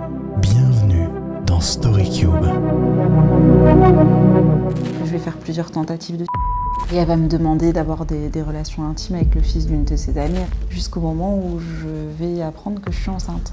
Bonjour tout le monde, aujourd'hui dans StoryCube, j'accueille Joran. Une enfance horrible, des parents violents, brutaux. À l'âge de 16 ans, elle devient maman. Son histoire est absolument folle. Aujourd'hui, elle a accepté de venir sur ce plateau pour nous raconter son histoire dans les moindres détails. Je propose que tu nous parles un peu peut-être d'abord de ton enfance. Alors j'ai eu une enfance très compliquée, comme tu l'as évoqué, j'ai eu des parents qui étaient très violents. J'ai que très peu de souvenirs. J'ai grandi avec mes parents jusqu'à l'âge de 6 ans. Les souvenirs que j'ai de mon papa, c'est quelqu'un qui était beaucoup sous l'emprise de substances, qui était très violent, qui frappait beaucoup ma maman et mon petit frère. J'ai lu plus tard les rapports sociaux qui ont été faits sur ma famille, sur les violences que je pouvais subir et je me suis rendu compte qu'en fait, les violences dont je pouvais me souvenir n'étaient en fait qu'une infime partie de ce que je pouvais subir, parce que parfois on occulte, parce que c'est trop dur pour nous de se souvenir justement de ces violences. Ça a commencé comment, ce genre de violence? Je ne sais pas comment ça a commencé, parce qu'on ne se souvient jamais de tout. Je pense que ça a toujours été présent. Je ne pense pas qu'il y ait un début, un commencement. Je me souviens de scènes, de flashbacks, pas de toute une longévité d'histoire. Je me souviens de mon père qui frappe ma mère au sol, qui plonge mon frère dans la baignoire. Donc on parle de violence, voilà, beaucoup de violence physique, beaucoup de cris. Donc voilà. C'est quoi l'événement qui t'a le plus marqué? Celui qui m'a toujours marqué, et je me suis toujours juré enfant de toujours m'en rappeler, pour jamais oublier ce qu'était la violence et de jamais à nouveau le vivre ou laisser une personne le vivre. C'est le soir de Noël, je vois un sapin et je vois juste ma maman qui est par terre et qui prend des coups et des boules de Noël partout. Quand voilà, j'avais peut-être 9-10 ans, je me suis dit ce souvenir, je vais me le répéter jusqu'à la fin de mes jours et jamais je vais laisser... T'avais quel âge quand t'as vu ça? Avant 6 ans. Quel âge exactement, je ne saurais te dire, mais avant mes 6 ans. Est-ce que c'était ton quotidien chez tes parents là-bas? Oui, c'était mon quotidien, je pense. C'est tout ce que je me souviens, donc je pense qu'il ne devait pas avoir grand-chose d'autre. Tu m'as dit plus tard, tu as découvert des trucs écrits ou... Oui, alors il y a quelques années, lorsque je me suis mis à écrire mon livre, j'ai demandé les rapports sociaux. Il faut savoir que quand on a été placé à un moment donné à la protection de l'enfance, il y a plein d'écrits qui sont faits sur nous, sur les violences qu'on peut constater, sur le comportement de l'enfant, de la famille. Un gros dossier comme ça. Donc j'ai lu ce dossier et... c'est un dossier historique qui explique un peu finalement... C'est fou, on peut te dire, c'est un dossier sur ta vie. Ouais. Et donc j'ai lu ce dossier assez sous le choc, parce que déjà tu revois tes traumatismes, tu te replonges dans ton histoire, mais en même temps c'est nécessaire pour comprendre tout ce qui s'est passé derrière. Parce que tu te dis, j'ai vécu des choses, mais ces choses elles sont pas normales et comment ça a pu se passer. Donc c'était vraiment nécessaire pour moi de comprendre. Et du coup, dans ce dossier, j'ai pu y voir de l'année 2000 à 2003, il y a des signalements qui ont été faits par des travailleurs sociaux. Donc, je ne sais pas si tu connais un peu, c'est des assistantes sociales qui peuvent signaler en fait quand les enfants vivent des violences. Ouais. Et là, donc, les assistantes sociales écrivaient noir sur blanc, Joran, on constate sur l'enfant Joran de nombreux hématomes, des cheveux arrachés. Joran peut expliquer que sa maman la tire sur plusieurs mètres par les cheveux. Et ça, ce sont des choses dont je ne me souviens pas. C'est des choses, même quand je les lisais, je me dis, mais j'ai vécu ça. Mais pourtant, là, on l'a vu. Ouais. Et déjà, j'étais surpris d'avoir vécu tout ça, parce que je m'en rappelle pas. Mais comme je dis, j'étais très petite. Ouais. 2000, j'avais 3 ans. Ouais, c'est ça. Donc, je me souviens de certaines choses. Mais c'est vrai que ce que j'ai subi, moi, non. Ouais. Voilà. C'est quoi la suite pour toi, du coup, à ce moment-là? La suite, ça va être l'incarcération de mes parents. Alors, ce qui est fou, c'est que ces violences, elles ont été signalées en 2000, et jusqu'en 2003, je vais continuer à vivre chez mes parents. Ok. Voilà, donc c'est là où on remarque les problématiques de comment on n'est pas capable en France aujourd'hui de protéger suffisamment les enfants. Et donc en 2003, mes parents vont partir en prison, ils vont être incarcérés. Et moi, on va me confier, entre guillemets, à la première venue. Ça va être ma grand-mère maternelle. Il ne va pas avoir de vérification qui va être faite et je vais me retrouver littéralement à vivre au milieu des poubelles. Alors, est-ce que tu connais le syndrome de Diogène? Pas du tout. Alors, le syndrome de Diogène, c'est une maladie qui fait que les personnes, elles accumulent énormément de choses. Et il s'est avéré que ma grand-mère, elle était atteinte de cette maladie-là. C'est-à-dire que la maison, elle était remplie de poubelles. C'est vrai, quand je dis vivre dans une déchetterie, vivre au milieu des poubelles, c'était pas une expression, c'est la réalité des choses. Donc c'est très insalubre, très sale, enfin voilà. Une pièce remplie de détritus, parce qu'on parle d'amas de choses, vraiment d'un espace qui est très encombré. Et t'as quel âge à ce moment-là quand t'es passé J'ai 6 ans à ce moment-là. Et donc t'arrives dans une... C'est une maison, un appartement? C'est une grande maison, c'est une ferme qui se trouve dans le 49, c'est une grande ferme. Et c'est là où on se dit c'est vraiment maladif parce que je sais pas, elle faisait des centaines et des centaines de mètres carrés, cette ferme, elle est immense. Ouais. Et pour autant, chaque pièce, chaque endroit, en fait, chaque mètre carré est rempli de détritus qui datent de semaines et qui ont été entassés au fil des années. Au fil des années, carrément? Oui, parce que je suis restée 10 ans. Et chez cette femme, enfin, chez ma grand-mère, et pendant ces 10 années, la maison a toujours été aussi encombrée. On avait beau vider une pièce, 2 jours après, elle revenait. Du coup, il y avait des odeurs qui se dégageaient de cet endroit? Oui, avec les poubelles, il y a souvent les odeurs. Ouais, Excuse-moi, je préfère en rire qu'en pleurer, mais... C'est horrible, donc t'es là, t'as 6-7 ans et tu te balades au milieu des poubelles. C'est horrible. Chez ta grand-mère qui vit seule, du coup? Qui vit non avec mon grand-père et mon oncle. Okay. Donc son fils, son dernier fils, et mon oncle.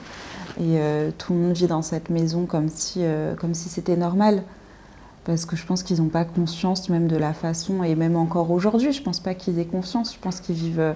J'ai coupé les ponts depuis des années, mais je pense qu'ils vivent toujours de la même manière. Tu arrives là-bas et tu dis que tu passes 10 ans. Comment ça se passe? Ah, mal.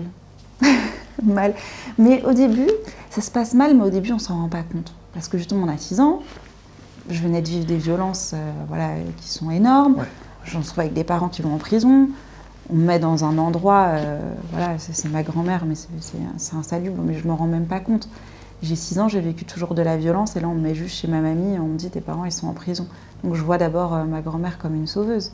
Ouais. Je la vois pas autrement, je me rends pas compte de ce que je vis. C'est quand je vais grandir, quand je vais aller à l'école et qu'on va se moquer de moi, me moquer justement de cette odeur que j'ai sur moi, se moquer de ces vêtements qui sont souillés. C'est là que je vais me rendre compte que ah non, ce que je vis, c'est pas normal et que j'ai pas à vivre ça et que je voudrais une autre vie. Je vais voir les autres enfants, je vais voir les instituteurs et tout ça, ça va me porter à me dire non, il y a une autre vie qui est possible, mais celle que je vis, elle est pas normale. Quand tu arrives à l'école, on te dit, on te fait des remarques sur... Oui, beaucoup. Des mots dont je me souviendrai toujours.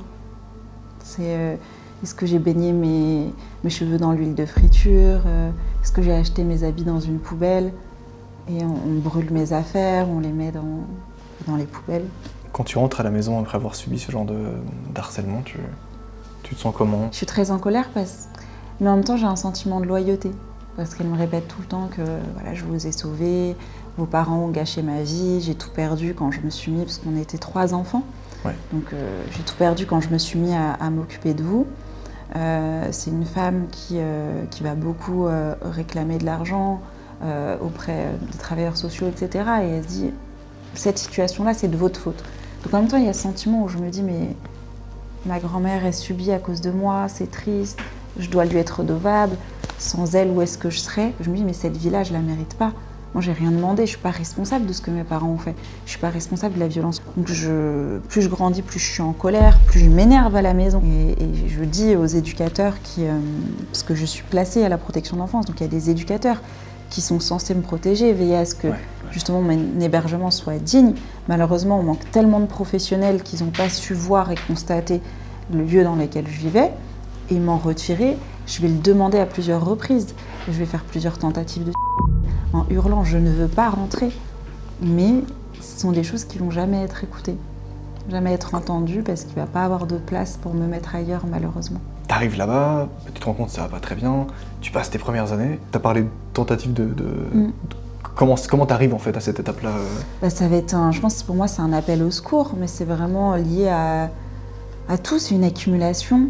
C'est les années de violence, les années à nous répéter que j'ai gâché la vie de ma grand-mère, les années à vivre dans un logement qui est pas praticable, et les années à rentrer le matin, se lever, devoir vider 10 poubelles et le soir en enlever encore 10 autres, puis aller à l'école et puis entendre qu'on n'est pas normal. En fait, ça crée une atmosphère d'accumulation, de dire mais je veux plus, de le verbaliser plusieurs fois en tant qu'enfant.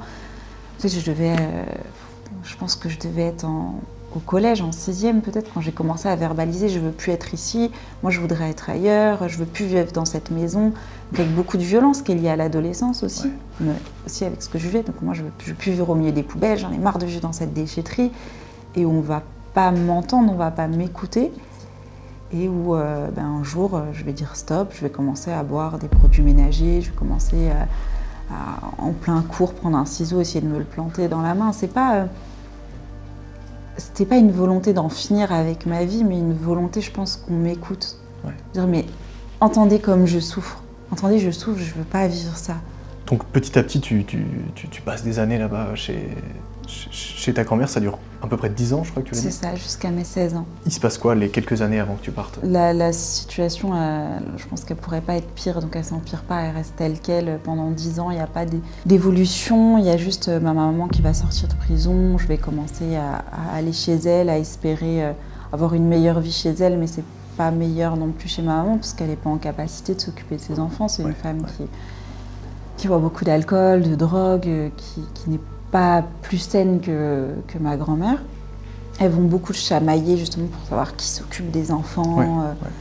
Voilà, ça va être toujours des enfants qui sont pris dans des conflits de loyauté, mais jamais le bien-être de l'enfant et de moi en l'occurrence. T'en parles autour de toi à ce moment-là, à tes proches, à des amis, peut-être que tu as des amis en cours? Non, j'en parle que très peu. J'en parle que très peu parce que je suis un peu exclue du fait justement de ma condition, de comment je suis. Alors il y a des personnes, surtout au collège, qui vont tout de même me parler, qui vont tout de même être gentils avec moi, qui vont m'inviter à leurs anniversaires, mais j'ai pas la force de dire vraiment les conditions dans lesquelles je vis. Ou même le fait que mes parents aient été en prison alors que j'avais 6 ans, ça c'est des choses que je vais cacher. Je vais mentir, je vais dire non, j'ai plus de parents. Je vais pas rentrer dans les détails de cette histoire parce que j'en ai honte. J'ai beaucoup de honte et je veux pas qu'on voit. T'as un petit copain à ce moment-là ou quelqu'un qui rentre dans ta vie, tu vois Non, j'ai personne. Malheureusement, ma première relation elle va être faite à la demande de ma maman. Donc j'ai jamais eu de relation vraiment amoureuse. Je suis même pas dans au niveau du collège, je suis au moment où justement ma maman me demande d'avoir des relations. Moi, je suis dans les petits mots qu'on s'envoie. J'étais en quel âge? J'avais 14 ans. Je sais pas en quelle classe j'étais, en tout cas j'étais au collège. Et on s'envoie des petits mots dans la trousse en classe. Donc après, c'est une autre époque que celle qu'on vit aujourd'hui. Il n'y a pas les réseaux sociaux, il n'y a pas tout ça. Il y a MSN, donc on est loin. Et j'ai pas accès en plus à tout ça. Et donc je suis au moment des petits mots, mais je vais passer beaucoup de temps chez ma maman. Je vais essayer de passer beaucoup plus de temps. Depuis qu'elle est sortie de voilà, c'est ça. prison, c'est ça. Elle sort de prison, je sais pas quel âge c'est quand elle sort de prison, mais sûrement à l'époque du collège.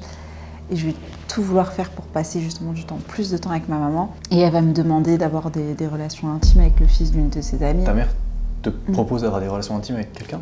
C'est ça. Sous quelle... Sous quelle idée, je ne sais pas. Encore aujourd'hui, elle est incapable d'une conversation il y a quelques années avec elle et elle est encore incapable de me répondre de pourquoi. Pourquoi? Comment ça vient à l'idée d'une mère de se dire, ma fille, elle a 14 ans, elle va avoir des relations intimes. Alors, c'est tout à fait normal, on est dans... Pardon, je suis un peu de colère quand j'évoque ce sujet, mais c'est de la colère, c'est pas de la tristesse, c'est de la colère que j'ai quand j'en parle parce que c'est pas normal. C'est ce qu'on peut faire de pire, je pense, à son enfant. Au-delà des violences physiques, au-delà des conditions dans lesquelles j'ai vécu, ça c'est le pire. Et tu te dis quoi du coup quand elle te propose ça? Je suis une enfant de 14 ans complètement tu réalises perdue. Je réalise pas. Je me dis, si maman m'en veut, je veux plus la voir, je l'aime. Et si ça me faisait passer plus de temps avec elle, tout se chamboule dans ma tête. J'ai même plus... Je réalise qu'est-ce que je pense, qu'est-ce que je ressens, qu'est-ce que je veux moi-même, je le sais plus. Je le sais plus. J'ai une mère qui m'emmène, qui à chaque fois que je passe du temps avec elle, c'est ça qu'elle souhaite pour moi. Et puis elle me dit, mais c'est ça, c'est des amoureux. Elle vend la chose comme une relation tout à fait saine et normale. Et il a quel âge l'autre mec? Il a quasiment le même âge que moi, on est 2 enfants. On est 2 enfants, mais elle trouve ça normal. Dans sa conception en fait des choses, c'est sa fille est amoureuse. Sa fille est amoureuse, je veux que ma fille soit amoureuse. Maman, c'est une personne qui a toujours eu beaucoup de relations. Elle a eu 5 enfants. Elle a eu, il y a eu mon père, mais il y en a eu d'autres après. Toujours avec des pères différents, qui va toujours sur les sites de rencontres, qui part toujours avec beaucoup de garçons et qui le fait devant nous. Et moi, je me dis, c'est ma mère, quoi. Et donc, là, elle t'incite littéralement à avoir des relations avec un autre garçon. C'est quoi la suite en fait? T'acceptes pas? Tu le vois ce garçon-là d'ailleurs ou... je le vois chez ma maman. Au départ, je refuse et puis je finis par accepter. Parce que maman finit par me convaincre. Je lui dis mais non, mais maman, moi j'ai mon amoureux du collège, il s'appelle Tom. Et puis je l'aime bien, j'aimerais bien sortir avec lui, mais on parle de sortir, on parle pas de relation intime. Hein. Bien sûr. On parle de petits mots. Est-ce que tu veux sortir avec moi? Le bisou, on applaudit tous, on est dans un autre domaine. Je me dis, bah, c'est ma maman. Puis j'aimerais plus la voir, ce que je vis chez ma grand-mère, c'est pas simple. Je veux être avec elle, donc je vais petit à petit avoir une relation avec ce garçon, entre guillemets. Que ta mère t'a imposé ou que c'est ça. Pendant 2 ans. Et puis ça va être ma vie, et puis je vais fermer les yeux, je vais oublier ce que je vis. Je vais me dire, ça va passer, c'est pas grave, ça va aller, c'est rien. Pendant 2 ans, du coup, tu côtoies ce garçon-là? C'est ça. Comment ça se passe au début? Je suis chez ma grand-mère, toujours hébergée chez ma grand-mère, et de temps en temps, je vais aller chez ma mère. Et à ce moment-là, je vais voir ce garçon. Et il est toujours chez ta mère là-bas? Il est toujours chez ma mère. Sa mère et elle sont très amies. Tout le monde va cautionner cette relation, se dire que c'est normal. Il n'y a pas d'inquiétude. Et à ce moment-là, je me dis, c'est peut-être moi qui est folle, peut-être que tout est normal. Tout le monde trouve ça normal, cette relation autour de moi. Jusqu'au moment où je vais apprendre que je suis enceinte. Et ça va être le nouveau séisme en fait de toute cette histoire, parce que je ne vais pas seulement tomber enceinte, je vais apprendre cette grossesse à 3 semaines de l'accouchement. Donc je me réveillais avec des douleurs au ventre, je vais aller chez le médecin, ça va me dire mais vous êtes enceinte, je vais dire non c'est pas possible. C'est pas possible puisque cette relation déjà c'était irréel, mais là tomber enceinte ça l'est encore plus. Finalement ta maman a eu quand même ce qu'elle voulait quoi, factuellement. Maman, elle a fini par obtenir ce qu'elle voulait et elle va trouver ça normal. Et elle apprend à un moment donné que tu es enceinte Je vais pas lui dire parce que, comme je t'expliquais, je vais faire un déni de grossesse, je vais apprendre cette grossesse. Je vais refuser cette grossesse. Je vais pas en vouloir. C'est-à-dire que je vais faire appel à un centre maternel qui va m'accompagner à cacher cette grossesse, pouvoir faire adopter cet enfant. Ouais. Et je vais pas le dire à ma maman, je vais pas aller la voir pendant... du coup, les 3 semaines de l'accouchement, et elle ne va pas se poser de questions. Ouais. Elle ne va pas se demander où est sa fille, elle vit sa vie. Moi, je suis très à cheval sur ma scolarité, c'est vraiment mon Eldorado. Pour moi, à ce moment-là, c'est ça. C'est ça qui va me faire sortir de cet enfer, c'est les cours. C'est quand moi, je pourrais m'émanciper de tout ça. Donc à 16 ans, on me dit vous êtes enceinte, dans 3 semaines, vous allez accoucher. Je dis non, c'est pas possible. Toi, tu te dis quoi à ce moment-là? Mais c'est pas possible. Je dis c'est pas possible, c'est pas réel. Il y a une erreur. Devant l'échographie, je dis il y a une erreur, c'est pas possible. Je vais faire des allées et venues dans les escaliers de la maternité pour essayer de perdre cet enfant en me disant non, vous me dites que je peux pas avorter, mais moi je vais le faire, je vais trouver une solution. Non, c'est pas possible. Et je vais me tourner vers un accouchement sous X. Je vais être cachée pendant 3 semaines dans un appartement d'un foyer maternel. Donc c'est un foyer qui accompagne les jeunes mamans, en fait, 14, 16 ans, 13 ans, des mamans adolescentes. Ils vont me cacher, ils vont me mettre à l'abri dans un appartement pour que je fasse cette procédure d'adoption. Le garçon avec qui tu as eu cet enfant, il est au courant à ce moment-là de ça? Il n'est pas au courant. Je disparais, littéralement. Je disparais juste. J'ai 16 ans et je disparais. Il n'y a que ma grand-mère qui va être au courant. Elle était au courant quand Elle était au courant parce que c'est elle qui m'a emmenée chez le médecin pour... Parce que j'avais ces grosses douleurs abdominales qui ne partaient pas et que je ne comprenais pas ce qui se passait. J'avais toujours... mon corps n'avait pas changé. Il était plat. Ouais. C'est ça le déni de grossesse, c'est que j'ai un ventre tout plat, aucun signe de grossesse, et on me dit vous êtes enceinte, c'est pas possible. Puis en plus de la 3 semaines de l'accouchement, ça va pas, il y a un truc qui va pas. Et je vais accoucher, je vais pas souhaiter voir cet enfant. Je vais reprendre ma vie pendant 1 mois et demi. Et puis à 1 mois et demi, je vais changer d'avis. Il y a une assistante sociale qui va m'appeler, qui va me dire votre enfant il est plus adoptable de façon plénière. De façon plénière, ça veut dire qu'une famille qui a les capacités de s'occuper d'un enfant, qui veut un enfant, pourra l'adopter et en faire son enfant. Il va prendre le nom de la famille, etc. C'est ce que je souhaitais en fait pour cet enfant, parce qu'il était impensable pour moi de le faire grandir dans des conditions dans lesquelles je vivais. Malheureusement, l'adoption plénière n'étant plus possible, on me dit va être placé à la protection de l'enfance. Protection de l'enfance, c'est le système dans lequel j'ai grandi, c'est le système qui était censé me protéger et qui m'a laissé chez ma grand-mère, donc je vais dire non. Je vais aller chercher du coup cet enfant. Je vais choisir d'être mère et je vais expliquer à l'assistante sociale que ok, là je vais devenir mère, mais par contre, il ne faut pas que je reste où je suis. Là, il faut que vous m'écoutiez, je ne peux pas faire grandir cet enfant. Ça fait des années que je le dis, que je répète, que je veux partir de chez ma grand-mère. Vous n'avez jamais trouvé de solution pour moi, mais là, il faut en trouver une. Du coup, le centre maternel va m'accueillir avec mon fils. Et je vais vivre avec mon fils dans un foyer qui va cette fois être sain. Donc ça reste un foyer de jeune mère, ça reste pas l'idéal. Je vais avoir 16 ans, je vais continuer ma scolarité pendant 1 an, cumuler des boulots par-ci, par-là, mais Donc je quitte l'enfer en fait. Mais tu gardes cet enfant et tu l'éduques en même temps d'aller en cours? C'est ça, je vais faire les deux, les doubles vies. Le père de l'enfant dans tout ça, enfin l'autre garçon, on a... Pas de nouvelles, je disparais. Ouais. Je disparais vraiment, je veux pas qu'il soit en contact avec lui. Je veux m'éloigner en fait de toute cette vie-là. Lui finalement il se doute, on sait s'il se doute de quelque chose? Oui, il sait, mais il cherche plus ou moins à prendre contact, mais il va rapidement en prison. Et du coup, ça l'empêche, pour des raisons que j'ignore, hein, je sais pas. Pourquoi il est en prison? Ça, je sais pas. Ok. Enfin, là, à l'heure actuelle, je sais pas. Ouais. Je sais pas, je veux pas savoir. J'avoue que mon fils a 11 ans maintenant. Ouais. Et à l'époque, voilà, j'apprends juste qu'il est parce que je viens d'une petite ville, donc je l'apprends par voilà, des personnes interposées, mais voilà, je fais ma vie. Tu m'as dit du coup en même temps, tu commences à éduquer cet enfant et tu vas en cours. Ouais.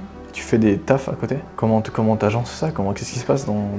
Je sais même pas encore aujourd'hui, je me demande comment j'ai fait. Le week-end, je fais beaucoup d'événementiels, des mariages, des baptêmes, je travaille pour un traiteur. Ok. Dès que je peux, je vais faire les vendanges, les pommes. C'est-à-dire qu'au lieu d'aller en stage, je vais travailler dans les champs, quoi. Ouais, ok. Sur mes périodes de stage, et puis je dis que je fais des faux stages, je fais des arrêts maladie pour pas être sur mon lieu de stage que je dois valider et pour pouvoir travailler et que ça me fasse un peu d'argent. Ouais. Je vais cumuler ça avec les cours. Voilà, je suis en alternance, donc on va dire que c'est un peu plus simple d'aménager, mais ça reste toujours très compliqué parce que c'est des longues journées, que mon lieu de scolarité il se trouve à 1 heure du foyer, donc que le matin je pars très tôt, je rentre très tard, je m'occupe de mon fils toute la nuit, un enfant que j'apprends à découvrir. Je ne suis pas prête à être maman, même quand j'ai 7 enfants, au début je ne suis pas sa mère, ça va prendre des mois et des mois avant que je me sente la maman de cet enfant réellement.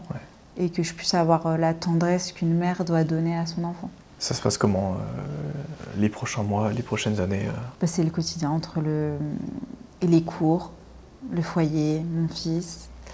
Après, je vais quand même faire une très belle rencontre. Je vais rencontrer un homme qui va devenir mon père adoptif. Lors de mon passage en foyer maternel, c'est toute la magie de mon histoire, c'est cette rencontre. C'est le fait que, à ce moment-là, moi je sors quand même de mon logement qui est insalubre. Faut pas oublier que j'avais pas les apprentissages de base sur rien du tout dans la vie. Et là, je me retrouve avec un enfant. Et donc, il y a le beau-frère d'une fille qui vit dans ce foyer. Je vais aller chez lui. Il est beaucoup plus âgé que nous. Voilà, c'est un homme qui est marié, qui a des enfants, etc. De quasiment mon âge. Et en fait, il va avoir... beaucoup, je pense, d'admiration. En tout cas, c'est ce qu'il m'a toujours dit. Qu'il a de l'admiration face à justement cette vie que je mène entre mes études et ma vie de maman. Et il va commencer à apprendre à me voir sortir de la douche et à voir, mais tu sors de ta douche, mais t'es pas propre là. T'es sûre que t'as pris ta douche? Et je vais dire, bah oui, parce que je sais pas, personne m'a appris comment prendre ma douche. Donc il va me dire, mais non, Jojo, tu t'es pas lavé, tu vas prendre un filet, tu vas bien te frotter. Mais Jojo, tu sais pas bien faire la vaisselle, ça c'est pas lavé. Donc il va m'apprendre à laver. Il va apprendre à toutes les bases du quotidien que je ne connais pas à 16 ans, qui me sont étrangères. Et puis je vais tout repartir de zéro. Du coup, tu habites... comment tu le vois, cette personne? Je le vois quasiment tous les week-ends. Parce que je vis du coup dans un foyer maternel, donc c'est des chambres qui sont mises à disposition des jeunes mamans avec des lieux collectifs. Et je vais tout le temps fuguer de ce foyer parce que je suis beaucoup en colère. Je suis beaucoup en colère, je me dis mais c'est pas possible, là je suis dans un foyer, mais attendez, ça fait 10 ans que je demande de l'aide. Et là, vivre dans un foyer, c'est aussi beaucoup de règles, beaucoup de cadres, ce qui est normal.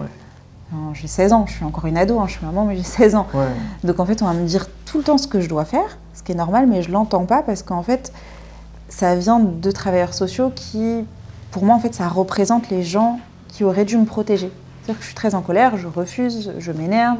Quand on me parle, je réponds pas. Quand on me demande justement de venir dans ma chambre pour voir si c'est rangé, si j'ai donné à manger à mon fils, etc., je réponds pas, je ferme la porte.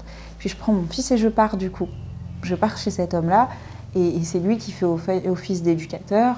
Plus tard, du coup, je suis devenue sa fille adoptive, etc. Parce qu'il est devenu mon père adoptif parce que du coup, il fait tout ce travail avec moi en fait. Tu fais la connaissance du coup de ce mec et tu dis que plus tard ça va être ton père adoptif. Comment ça se passe ça... Je sais pas si c'était inné ou... En fait, j'ai l'impression que dès que je l'ai rencontré, il y a eu cette connexion en fait. Il m'a toujours... il a tout de suite voulu me protéger, m'apprendre. Et en fait, au fil des années, c'est devenu logique. C'est ma fille, c'est ma fille, c'est ma fille. Et en fait, il est camerounais et moi je suis blanche. Ouais. Du coup, les gens ils disent mais t'es une fille blanche, arrête ça. Ta fille dit c'est ma fille, elle est blanche, mais c'est ma fille. Et en fait, c'est devenu logique. Il y a une démarche officielle qui est faite ou juste... Oui, il y a une démarche officielle qui est en cours. Après, c'est juste qu'ils mettent du temps. Ouais, mais voilà, il y a une démarche officielle qui est faite pour qu'il soit mon père, même administrativement parlant. Ouais. Il l'est dans mon cœur, il l'est dans ma vie depuis maintenant 11 ans. Mais il faut qu'il le soit sur les papiers aussi. Ton véritable père, d'ailleurs, on en a forcément parlé, il est jamais sorti de prison ou il est... Il est sorti de prison.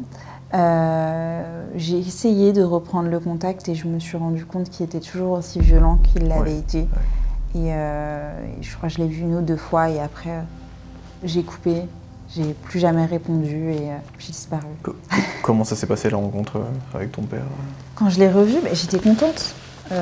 J'étais contente, j'en parlais beaucoup justement à mon père adoptif. Je vais revoir mon père, lui il m'encourageait à reprendre ses liens avec ma famille. Tu sais, ça peut te faire du bien aussi de parler de ton histoire, de parler de comment toi tu as vécu les choses. Mais ça m'a pas fait de bien, surtout qu'à l'époque j'étais pompier de Paris, donc je devais avoir un certain cadre de vie. Je pouvais pas me permettre de fréquenter quelqu'un qui était violent, qui allait retourner en prison, ça allait entacher ma carrière et du coup à l'avenir de mon fils par la même occasion. Et donc il t'a pas fait une impression Il m'a pas fait une bonne impression, il était très agressif, très violent, il normalisait absolument tous les actes de violence qu'il avait eus. La prison pour lui c'était quelque chose de tout à fait normal. J'ai pu lui dire mais en fait, moi en tant qu'enfant j'ai passé ma vie à aller dans les parloirs pour voir mes parents 3 fois par an. C'est pas normal, c'est pas normal, mais pour lui c'était normal. Ouais, mais je l'ai fait pour vous, il fallait que je fasse de l'argent pour vous, non. Il n'y a rien de normal dans tout ça. Aujourd'hui tu travailles en foyer avec des enfants placés, je crois, c'est ça? Oui, c'est ça. Est-ce qu'on peut, tu veux revenir dessus rapidement? Oui, j'étais pendant 6 ans pompier de Paris. Et un jour, je tombe sur... je faisais beaucoup d'interventions justement dans les foyers de protection de l'enfance avec des enfants qui faisaient des crises d'angoisse ou qui se battaient, etc. Et je me suis dit, non mais c'est ça.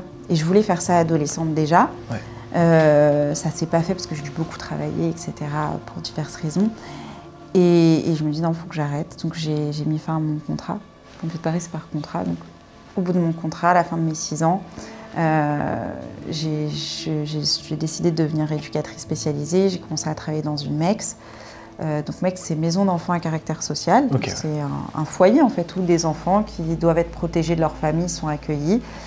Et c'est le plus beau métier du monde. Les gens, ils ont les yeux qui brillent quand je parle des pompiers de Paris, mais éducatrice spécialisée, c'est ça qui me fait briller les yeux et qui me fait briller. L'idée, c'est d'accompagner les enfants dignement déjà, pas comme moi j'ai été accompagnée. Les accompagner dans les liens avec leur famille éventuelle s'il y a, dans leur scolarité, dans leurs suivis médicaux, dans tout. Et de veiller à ce qu'ils grandissent bien. Et en fait, le temps où ils sont confiés à la protection de l'enfance va faire en sorte que ce temps-là, il leur soit bénéfique et qu'ils puissent s'insérer demain dans la société et qu'ils ne soient pas rendus coupables, entre guillemets, des violences qu'ils ont subies ou de ce que leurs parents leur ont fait subir. Est-ce que c'est un peu une revanche sur... oui. De passer de l'enfant qui a été victime de violence à l'adulte qui tend la main aux enfants victimes de violence et qui les accompagne, c'est la plus belle revanche qu'on puisse avoir. T'as écrit un livre, si je dis pas de bêtises, sur quoi? Sur ton histoire, ton parcours? C'est un livre qui raconte du coup ma trajectoire. C'est un livre qui a été appuyé sur justement les rapports sociaux dont je te parlais précédemment. C'est un livre qui a un fil conducteur, qui est une accusation donc, de moi en tant que mère, où on m'accuse de violence envers mon fils. Et en fait, le livre se déroule pendant un interrogatoire. C'est-à-dire qu'en fait, il y a cet interrogatoire, il y a moi, femme qui réussit, jeune maman, qui lève mon fils, qui est pompier de Paris, on tape à ma porte, on m'embarque avec mon fils. Et en fait, il y a des appels au passé qui comparent les violences dont on m'accuse de faire subir à mon fils, qui est un élément qui est réel de ma vie, c'est-à-dire que ça m'a réellement arrivé le fait d'avoir été accusée de violenter mon fils. Donc tout est vraiment réel, mais ça a été construit de manière à faire des rappels dans le passé et à comprendre aussi les enjeux de la protection de l'enfance et de montrer aussi que peu importe nos conditions de départ, on peut réussir, de montrer que c'est pas parce qu'on a été violenté que après on violente nos enfants. C'est un livre très riche, plein de leçons, que j'espère que beaucoup de personnes liront et voilà, qui retrace un peu beaucoup de choses dont on a parlé, mais aussi beaucoup d'autres. Comme par exemple les détails de mon déni de grossesse, il va y avoir les tentatives de suicide, les hospitalisations, il y a beaucoup de choses. Et puis mon parcours aussi de construction, il y a aussi toutes les choses lumineuses qu'on n'a pas forcément évoquées, mais la façon dont je me suis entraînée pour devenir pompier de Paris, je ne suis même pas devenue pompier de Paris comme ça, j'ai mis 2 ans. Donc il y a tout ce parcours. Incroyable. Bah, j'espère que ça vous aura donné envie d'aller regarder ça. En tout cas, moi, oui. Ça te donne envie? De ouf. Quand je serai grande, c'est ça? C'est ça, quand je serai grande aux éditions Fayard. Eh ben écoute, merci infiniment, merci à vous. Je vous rappelle que si vous aussi vous avez vécu une expérience, une histoire, que ce soit traumatisante, choquante, inspirante, peu importe, il y a un mail qui s'affiche juste ici. Vous pouvez envoyer un petit récap de votre histoire, on se fera un plaisir de la lire. Et pour les autres, évidemment, vous pouvez cliquer sur votre écran pour regarder un autre épisode et continuer à passer la soirée avec moi. C'est ciao.